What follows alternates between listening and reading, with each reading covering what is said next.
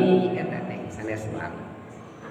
Anu antawisna kan kantos dimuningakeun ciri-ciri jalmi anu ilmuna manfaat.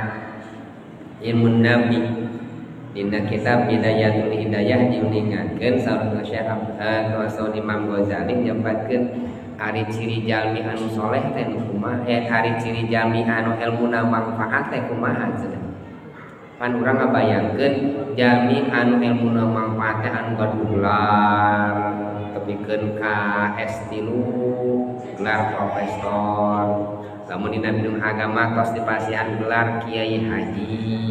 Tah eta teh santuna teh ribuan. Eta teh ilmu nu manfaat cantang tos. Saur Imam Ghazali masana eta cenah.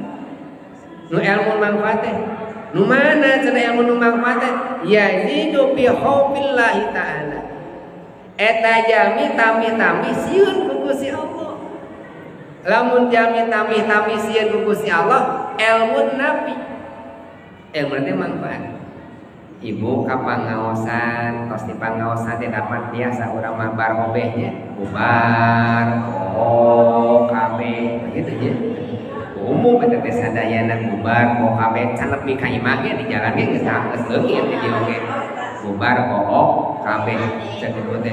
Aduh, meureun abdi teh ilmu abdi teu manfaat. Cantang tos. Kumaha cirina jadi ilmu teu manfaat? Yazidu fi hubbi. Ibu teh sieun teu ku Gusti Allah. Sieun teu ku Gusti Allah. Lamun aya sieun ku Gusti Allah tos manfaat. Tapi saeun cariosan hungkul ku kalakuan sieun ku Gusti Allah teh. Kumaha cenah sieun ku Gusti Allah teh? Cirina jalmi sieun ku Gusti Allah mah beuki deukeut, beuki caket ka Gusti Allah. Lamun sieun ku jalmi jauhan lemah. Sieun ku tukang nagih jauhan nagih gitu. Mun caket hoyong sieun ku Gusti Allah caketan Allah. Ieu mah dibalikeun rencangan abdi mah. Bade lebat ka masjid nah nyalingkur we ka ditu. Aya bade ka mana cenah? Abdi nuju sieun ku Gusti Allah. Sieun ku Gusti Allah nyalingkur ka di masjid, ka jauhan masjid.